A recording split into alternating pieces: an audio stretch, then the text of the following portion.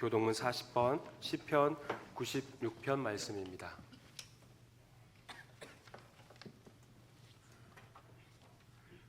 새 노래로 여호와께 노래하라. 온 땅이여 여호와께 노래할지어다.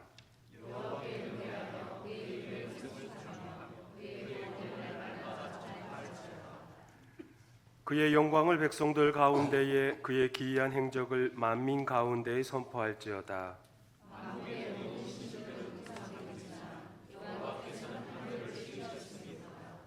존귀와 위엄이 그의 앞에 있으며 아름답고 거룩한 것으로 여호와께 예배할지어다. 하늘은 기뻐하고 땅은 즐거워하며 바다와 거기에 충만한 것이 외치고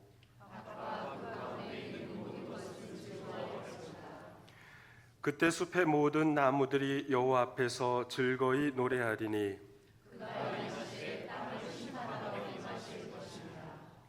그가 의로 세계를 심판하시며 그의 진실하심으로 백성을 심판하시리로다. 아멘. 교회 여러분, 한 주간 평안하셨습니까? 이 자리에 함께 참석하신 우리 모든 교우님들, 우리 주님의 크신 사랑과 은총이 함께 하시기를 간절히 소망합니다. 서유럽 지역에 가면 박물관이나 미술관에 가서 볼 수 있는 여러 그림들이 있는데요, 그 중에 초상화가 있습니다. 초상화는 대부분의 왕이나 귀족들의 그 당시 전유물이었습니다. 그러니까 권력, 부와 권력의 상징이 바로 초상화였던 거죠. 그런데요, 1839년에 사진기가 등장합니다. 이제 더 이상 왕과 권력자들만이 자신들의 얼굴을 남기는 특권이 사라지게 된 것이죠. 사진기를 사용하여 원하는 사람은 누구든 자신의 이미지를 남길 수 있게 된 겁니다. 그러자 가장 다급한 직업군이 누구일까요? 화가죠. 화가. 그들은 이미지를 재현하는 작가로서 위기를 맞이했고 입에 풀 칠하고 살아가기가 어렵게 된 겁니다. 결국 낯설고 회개망측한 잔물로 여긴 그 사진기 때문에 스스로 목숨을 끊는 그런 화가도 있었다고 합니다. 그런 와중에 프랑스 인상주의 화가인 클로드 모네는 사진기의 등장을 다른 관점에서 생각하게 되었습니다. 모네는 대상을 재현하는 것은 사진기에게 과감히 넘겨주고 대신 자신이 할 수 있는 새로운 기법을 연구합니다. 그래서 모네는 건초더미만 계속 그리고 또 그립니다. 그는 시간과 계절, 날씨에 따라 건초더미가 어떻게 달라지는지 화폭에 그리고 또 그리는 거죠. 1884년부터 86년까지 3년에 걸쳐 모네는 여름마다 건초더미 연작을 시리즈로 제작합니다. 1890년 이후로는 겨울을 배경으로 건초더미를 그립니다. 모네가 그린 건초더미가 얼마나 많은지 나중에 시간 되시면 한번 검색해 보십시오. 참 많습니다. 그 중에 몇 가지만 소개해 드립니다. 건초더미 늦여름, 건초더미 어느 가을 하루 마감 무렵, 건초더미 흰빛 서리, 건초더미 눈의 효과, 건초더미 해빙 일몰, 건초더미 정오, 건초더미 해질녘. 그만할까요? 지베르니의 건초더미 아침 효과, 지베르니의 건초더미 안개 속의 햇빛, 건초더미 들. 이 밖에도 많습니다. 그러니까 사진기의 등장으로 인해 당시 화가들은 낯설음으로 이 물건 때문에 자신의 생계가 막혔다라고 생각한 것이죠. 자신의 그림 그리는 일을 포기하거나 심지어 스스로 삶을 마감해버리기도 합니다. 그러나 그러한 낯설음을 받아들이고 자신만의 독특한 화법으로 살아가는 자도 있었다는 거죠. 그런 관점에서 오늘 말씀을 같이 나눠보고자 합니다. 오늘 말씀은 예수님께서 고향 땅에 가셨다는 이야기로 시작합니다. 예수님의 고향이 어디예요? 나사렛. 나사렛. 나차렛이란 낱말이 이사야 11장 1절에 나오는 단어 네체르라는 단어와 연상시키는 단어입니다. 우리 이사야 11장 1절 읽어보겠습니다. 이새의 줄기에서 한 싹이 나며 그 뿌리에서 한 가지가 나서 결실할 것이요. 네, 다윗의 후손에서 메시아가 나올 것이라는 구절로 사용되죠. 이사야 11장 1절 말씀이요. 여기에 번역된 한 가지, 가지가 바로 네체르입니다. 네체르, 또 우리말로 번역된 나사렛, 나차렛 같은 단어의 뿌리를 가지고 있습니다. 이렇게 본다면 나사렛을 메시아의 고향 마을 이름으로 손색 없지 않습니까? 그런데 당시 사람들은 나사렛을 무시했습니다. 업신여겼습니다. 요한복음 1장을 보시면 예수님께서 빌립을 제자로 삼으시죠. 빌립이 나다나엘을 만나서 말합니다. 모세가 율법에 기록하였고 여러 선지자들이 기록한 그 메시아, 내가 그분을 만났어. 그분이 바로 나사렛 예수시다. 그냥 예수시다라고 말하지 않고 나사렛 예수시다라고 말합니다. 당시에 예수라는 이름이 너무나도 흔하기 때문에 그 지역 출신을 앞에다가 붙인 거죠. 나사렛 예수시다. 그러자 나다나엘이 뭐라고 반응합니까? 나사렛에서 무슨 선한 것이 날 수 있느냐라고 말합니다. 그만큼 사람들은 나사렛 출신하면 무지한 사람, 무식한 사람, 천한 사람이라고, 그렇게 천한 사람이라 상징하는 동네라 여겼습니다. 아무리 개천에서 용이 난다고 해도 나사렛은 절대 개천이 될 수 없는 동네로 생각한 거죠. 그런데요, 이 타지방 사람들, 다른 동네 사람들이 나사렛을 그런 식으로 폄훼하더라도 나사렛 주민들은 그러지 않아야 하잖아요. 그렇죠? 설령 자기가 사는 동네가 좀 후진 동네라 할지라도 우리 동네 괜찮아, 앞으로 좀 더 좋아질 거야 라고 말하는 게 그게 당연한 거 아니겠습니까? 누가 무슨 말을 해도 우리 동네는 정말 좋은 동네야. 누가 뭐라 해도 우리 교회는 참 좋은 교회야. 누가 딴지 걸어도 우리 목사님은 참 좋은 목사님이야. 우리 목사님 참 좋은 목사님, 그건 빼주세요. 좀 남사스럽습니다. 예. 최소한 같은 식구, 같은 공동체, 같은 마을 주민이라면 이런 의식이 있어야 하잖아요. 그렇죠? 우리 동네 참 좋은 동네야. 비록 조금 살아가는 게 좀 어렵다 할지라도. 그런데 문제는 다른 동네 사람들만 그런 게 아니라 나사렛 마을을, 나사렛 사람들도 우리 동네 안 좋은 동네야. 뭐 어쩌지 이런 곳에서 훌륭한 인물이 날 수 있겠어? 불가능해. 말도 안 돼. 이런 생각을 다른 동네 사람들뿐만 아니라 나사렛 주민들도 하고 있었다는 것이죠. 군대 갔더니 자주 듣는 말이 있죠. 나라 사랑, 동기 사랑, 동기 사랑, 나라 사랑이라고 하던군요. 근데 이 나사렛 주민들은 애향심이라고는 눈꼽만큼도 없는 사람들입니다. 앞으로 내용을 말씀드리면 그런 생각을 여러분도 하시게 될 겁니다. 예수님께서는 고향의 제자들과 함께 가셨고 안식일이 되어 회당에서 말씀을 가르치십니다. 회당에서 가르치신 예수님의 모습을 보고 그 동네 사람들이 반응을 보입니다. 2절 말씀 함께 읽어보겠습니다. 안식일이 되어 회당에서 가르치시니 많은 사람이 듣고 놀라 이르되 이 사람이 어디서 이런 것을 얻었느냐? 이 사람이 받은 지혜와 그 손으로 이루어지는 이런 권능이 어찌 됨이냐? 예수님의 가르침을 듣고 놀랐답니다. 여기서 놀람은 당황하다라는 뜻인데요. 그러니까 예수님이 전하신 복음, 하나님의 말씀을 듣고 당황했다는 거예요. 사실 안식일이 되면 회당에서 유대인 남성이라면, 그리고 히브리 성경을 읽을 줄 아는 사람이라면 누구든 그 성경, 히브리 성경을 읽고 토론할 권리가 있습니다. 그러니까 예수께서, 유대인 남성인 예수께서 회당에서 말씀을 읽는 것 자체에 놀란 게 아니라 그의 가르침에서 드러난 지혜와 권능으로 놀란 것이죠. 예수님의 가르침, 복음은 이제까지 바리새인이나 또 회당장을 통해 듣던 그 가르침과는 완전히 낯설게 다가왔기 때문에 동네 사람들이 놀란 겁니다. 황당해하는 거죠. 결국 이 낯선 가르침을 도저히 받아들이지 못하겠다는 겁니다.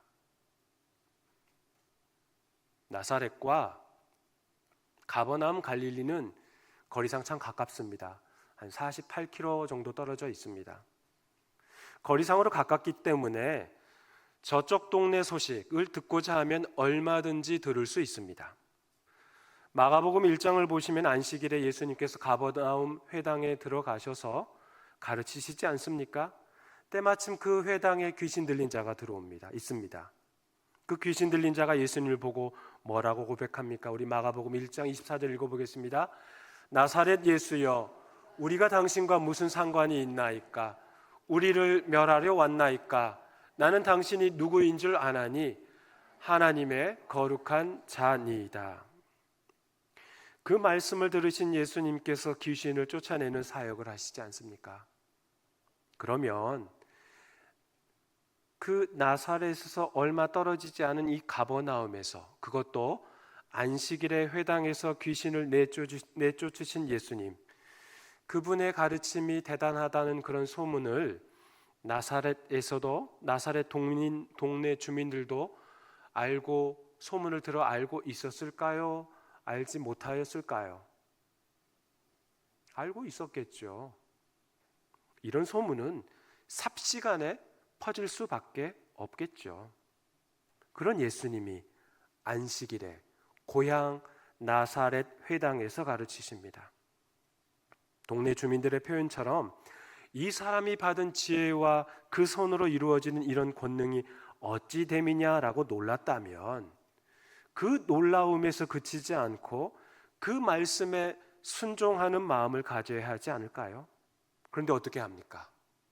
낯설음을 받아들일 마음도 없고 몸도 거부해버립니다. 저 또한 마찬가지입니다. 낯설음. 일단 익숙하지 않은 것은 몸이 거부합니다. 지난 6월에 있었던 일인데요. 제가 이 교회에 소방안전관리자라고 하더라고요. 궁금하시면 1층 사무실에 가서 보십시오. 제 이름 써 있습니다. 관리자는 2년에 한 번씩 교육을 받아야 한대요. 저는 일단 낯설음이 다가오면 얼굴이 굳어지고 말이 없어집니다. 가뜩이나 말이 없는 편인데 더 말이 없어집니다. 그러면서 동시에 머릿속은 아주 빠른 속도로 회전합니다. 내가 왜 소방안전관리자가 됐을까? 군 생활하면서 병과가 화학병이라 화생방 조교 겸 소방대에서 소방펌프를 작동해 소방호스로 소방훈련을 한 일이 있었는데 내 군 생활에 대해 어느 누구에게도 내가 말한 적이 없고 이력서에 소방대 경험 있다라고 쓴 적도 없는데 왜 내가 이 역할을 해야 하는 거지? 막 이런저런 생각을 막 하는 거예요. 군 제대 이후에 소화전에 호스 연결하여 작동시킨 적 한 번도 없었는데 갑자기 그것과 관련된 일을 교육을 받아야 한다니 이 얼마나 낯설겠습니까? 소방안전교육을 오전 9시부터 오후 6시까지 온라인으로 받으면서 표현이 거칠어진데 좀 용서하십시오. 와, 내가 지금 이게 뭐 하는 짓인가? 이런 생각이 들더라고요. 그냥 온라인 켜놓으면 되는 게 아니에요. 얼굴을 계속 들고 있어야 돼요. 오전 9시부터 오후 6시까지요. 네. 자리를 비우잖아요. 그러면 그 감독관이 몇 번 빨리 들어오십시오. 이렇게까지 이야기합니다. 그렇습니다. 낯설음은 일단 거부부터 하고 보는 거죠. 물론 간혹 가다가 낯선 것, 익숙하지 않은 것을 도전으로 삼으며 좋아하는 분도 있긴 하더라고요. 그런데 익숙하지 않은 것은 일단 멈칫하지 않습니까? 그렇습니다. 안식일에 회당에서 예수님을 통해 들려주신 말씀, 복음이 주민들 입장에서는 그게 낯설더라도 일단 예수님에 관한 소문을 들어 알고 있으니 처음에는 머뭇거렸더라도 그 낯설음을 받아들이고 또 노력을 해야 하지 않을까요? 그들은 예수님을 배척해버립니다. 배척해버린 이유가 몇 가지가 있죠. 첫째는 이 사람이 마리아의 아들이라는 것이죠. 이 사람이란 예수님을 가리킵니다. 어떤 아무개를 어머니의 아들로 언급하는 것은 그 유대 사회에서 그 사람을 모욕하는 겁니다. 설령 예수님의 육신의 아버지 요셉이 사망했다 할지라도 어머니의 이름을 넣어 표현하지 않고 유대 사회에서는 아버지가 죽어도 그 아버지의 아들로 언급하기도 합니다. 즉 다시 말해서 나사렛 주민들은 예수님을 면전에 대놓고 모욕한 것이죠. 즉 두 번째로 예수님의 직업이 목수라는 건데요. 아무개의 사회적인 배경을 지적함으로써 그 사람을 비판하는 것은 고대 시대의 욕설이나 마찬가지입니다. 그러니까 예수의 얼굴에 대고 침뱉고 욕한 것이죠. 마지막으로 예수님을 배척한 이유는 예수가 야고보와 요셉과 유다와 시몬의 형제였다는 사실과 그의 누이들이 우리와 함께 있었다는 것, 즉 그 누이들이 자신들의 아내였다라는 사실입니다. 곧 이게 무슨 뜻입니까? 예수는 보잘것없는 사람, 우리와 별반 다를 바 없는 사람인데 우리가 굳이 그의 가르침을 따를 필요가 있겠느냐는 거죠. 이런 이유로 예수를 배척합니다. 서두에서 나사렛 출신을 천한 사람 취급하며 무식한 또 무지몽매한 사람 취급을 타 지역 사람들도 했다고 말씀드렸죠. 타 지역 사람뿐만 아니라 나사렛 주민들도 나사렛 출신을 무식한 사람, 천한 사람, 무지몽매한 사람이라고 표현하였다는 것이죠. 그렇게 생각하였다는 거죠. 그렇다면 그렇게까지 나사렛 출신 예수를 메시아로 인정하지 않으려고 했던 이유가 뭘까요? 나사렛 사람들이나 타 지역 사람들이나 모두 성경을 근거로 하여, 그러니까 구약 성경을 근거로 하여 다윗의 후손으로 메시아가 온다는 말씀은 받아들입니다. 그건 인정합니다. 그런데 다윗의 후손으로 오실 메시아는 일반 백성과는 다를 것이다 라고 생각하는 것이죠. 그러니까 메시아는 무엇인가 특별해야 한다라고 생각한 겁니다. 그러니까 그들이 생각하는 메시아란 로마 제국의 압제로부터 독립을 꿈꾸던 유대인들에게 정치적인 메시아로 근육질 좀 있고 식스팩을 지닌 자로 등장하여 로마 제국을 박살낼 만한 그런 엄청난 힘을 가지던지, 아니면 유대인들의 정신적인 본향인 예루살렘 출신으로 대단한 지혜와 전략을 발휘하여 독립국가를 세우는데 발판을 마련할 사람을 생각한 것이죠. 촌동네 나사렛 주민들도 창피해야 하는 그 지역에서 메시아가 등장할 것이라고는 어느 누구도 생각하지 못한 겁니다. 그런데 보십시오. 다윗의 후손이 메시아로 온다면서 무엇인가 특별해야 한다는 그런 고정관념이 유대인들에게 있었다면, 제가 여러분께 여쭤보겠습니다. 그렇다면 다윗은 특별한 존재입니까? 다윗은 남다른 무엇인가가 있던 자였습니까? 아니요, 그러지 않았어요. 사무엘상 16장을 보시면 하나님께서 사울 왕을 버리시고 새로운 왕을 찾고 계십니다. 선지자 사무엘을 심부름꾼으로 삼아 베들레헴으로 가도록 명하시죠. 그곳에 도착하여 베들레헴 성읍 장로들에게 말합니다. 우리 사무엘상 16장 5절 말씀 읽어보겠습니다.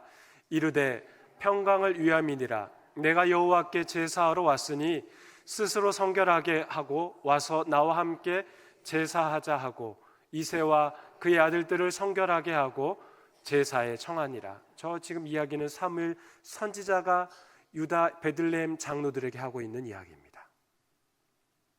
사무엘 선지자는 하나님께 제사 드리기 위해 왔다라고 말했죠.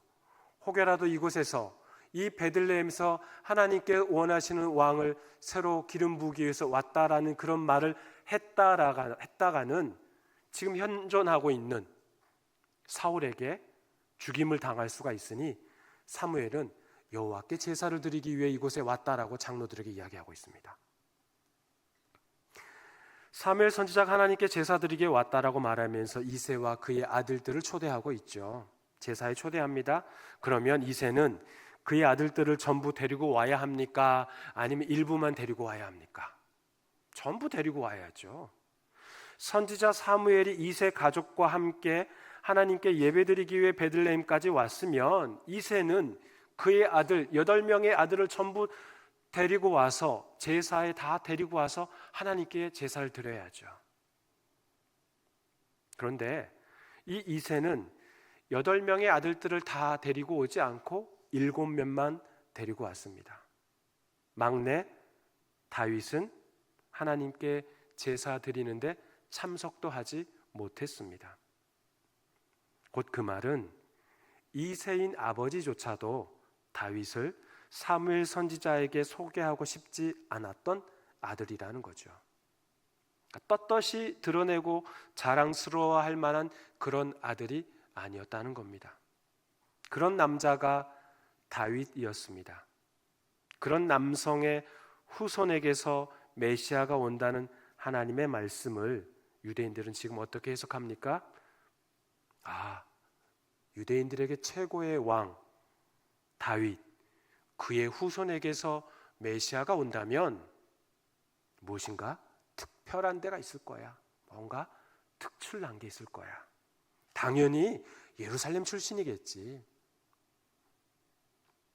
이런 고정관념을 가진 것이죠. 그런 고정관념과 낯설음이 예수님을 배척하게 된 겁니다.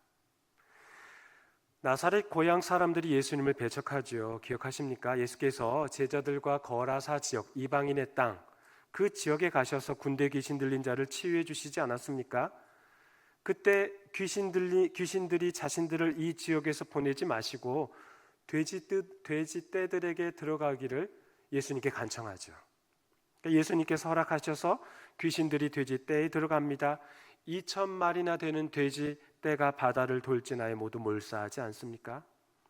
그 광경을 지켜보던 돼지 치는 자들이 동네 주민들에게 가서 말합니다.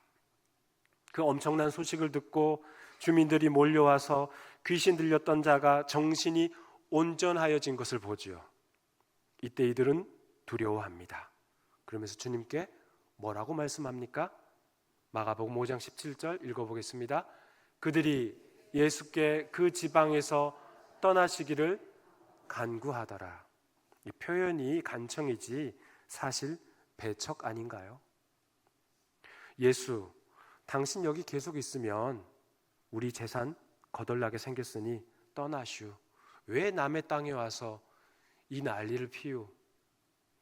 우리한테 막대한 피해를 입히는 거예요. 그러니까 거라사 지역민들은 돈이 더 중요했던 거죠. 양돈 사업 또 목축업을 해서 먹고 살아야 하는데 이 갈릴리 가버나움 지역에서 청년 하나랑 추종자들이 오더니 당신들의 생계에 위협을 가하고 있으니 지금 떠나라고 하는 겁니다. 내 재산, 우리 공동체 사업이 중요하니 예수를 배척하게 되는 것이죠. 그럼 나사렛 주민들은 왜 예수를 배척하는 것일까요? 그들은 자존심과 체면 때문에 예수를 배척합니다. 한번 생각해 보십시오.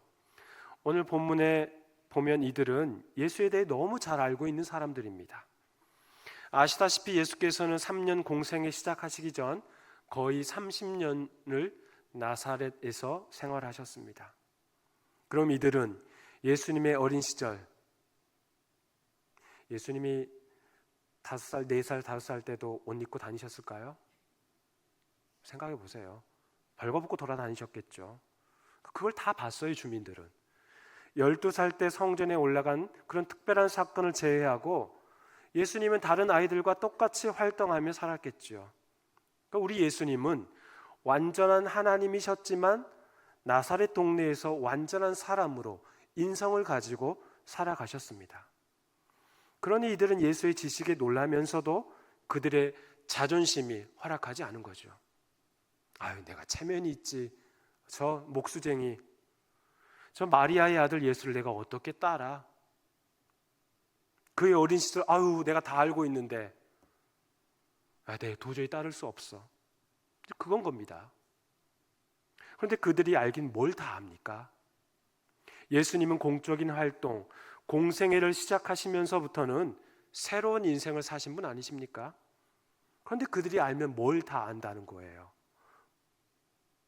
우리말 성경 3절에 나오는 이 배척하다는 헬라어 동사 스칸달리조는 걸려 넘어지게 하다라는 뜻입니다.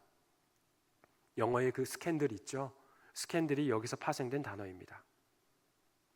그러니까 나사렛 주민들은 예수에 대한 익숙함 때문에 예수 믿는 일에 걸려 넘어지게 된 것이죠. 예수를 너무 잘 안다는 생각이 예수 믿는 일에 걸림돌이 된 겁니다.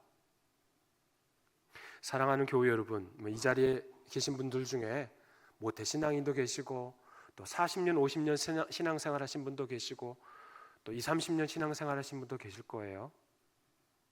그러면서 아유, 나 예수님 잘 알아. 혹여 그런 말씀 하지 마십시오. 그건 자만입니다. 우리가 알면 뭘 얼마나 알겠습니까? 목사인 저도 마찬가지입니다.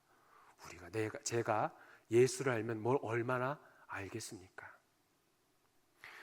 오히려 예수를 잘 안다는 그 얕은 지식과 경험 때문에 예수 믿는데 걸림돌이 될 수 있다는 것을 잊으시면 안 됩니다. 결국 나사렛 주민들은 예수를 잘 안다는 이유로 예수 믿는 일에 걸림돌이 되고 예수를 배척하게 됩니다. 그런데요, 모두가 다 그런 것은 아닙니다. 오늘 오전 하반절에 나오죠. 예수님께서 다만 소수의 병자에게 안수하여 고치셨습니다. 제가 여러분께 여쭤보겠습니다. 나사렛 회당에서 예수님의 말씀을 듣던 사람 중에 그 소수의 병자들은 예수님의 어린 시절에 대해 알았을까요? 몰랐을까요? 알았겠죠. 나사렛 출신이라면요.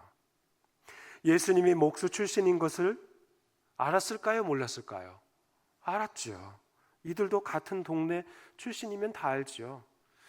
그러나 그들은 그 알므로 그치지 않고 그들은 하나님의 말씀, 지혜와 권능을 베푸신 그 손길을 믿음으로 받아들인 자였습니다. 그들에게도 예수님의 말씀이 낯설게 다가왔겠죠. 그러나 그 낯설음을 받아들였기에 그들이 고침을 받게 된 겁니다. 그들이 영적으로, 육적으로 살게 된 것이죠. 사랑하는 교회 여러분, 그렇습니다. 믿음은 기적을 낳습니다. 예수님의 말씀이 낯설지만 그분의 지혜와 권능을 믿었기에 그 소수의 병자들은 그 믿음으로 주님께서 안수하여 고쳐 주셨습니다. 믿음은 기적을 낳습니다. 그런데요, 그걸 바꿔서 그러나 기적이 반드시 믿음을 낳지는 않다는 것이죠. 오늘 말씀을 통해 보여주지 않습니까? 나사렛 주민들은 예수님께서 타 지역에서 보여주신 그 기적의 소문을 들었어요. 특히 오늘 말씀에서는 소수의 병자들을 고치신 그 기적을 보거나 들었어요. 그래도 이 주민들은 믿지 않았어요. 우리 주변에도 이런 말 누군가 꼭 합니다. 저도 이런 말 들었어요. 내 두 눈으로 기적 한 번만 보여주면 내가 예수 꼭 믿겠다고. 그렇게 큰 소리 땅땅 치는 분들이 있어요. 근데 그런 분들은 기적을 보여줘도 믿지 않습니다. 하나님께서 한순간에 사람의 들숨과 날숨을 멈추게 하시면 어떻게 됩니까? 네, 돌아가시죠. 죽죠. 지금 숨쉬고 살아가는 게 기적인데도 이들은 그냥 그걸 당연하게 여기고 산다는 겁니다. 나사렛 고향 주민들이 지금 그렇잖아요. 기적을 보여주는데도 예수님을 믿지 않습니다. 사랑하는 교회 여러분, 말씀을 맺습니다. 낯설음을 받아들여야 삽니다. 낯설음을 받아들여야 하는 게 아니라 그 낯설음을 받아들여야 영적으로 삽니다. 오늘은 어떤 날입니까? 오늘은 내 인생에 단 한 번도 살아보지 않은 새로운 날입니다. 새로움은 낯설음이죠. 낯설음이 가득한 날이 오늘이라는 겁니다. 그렇다면 일주일마다 찾아오는 주일도 똑같은 주일이 아니에요.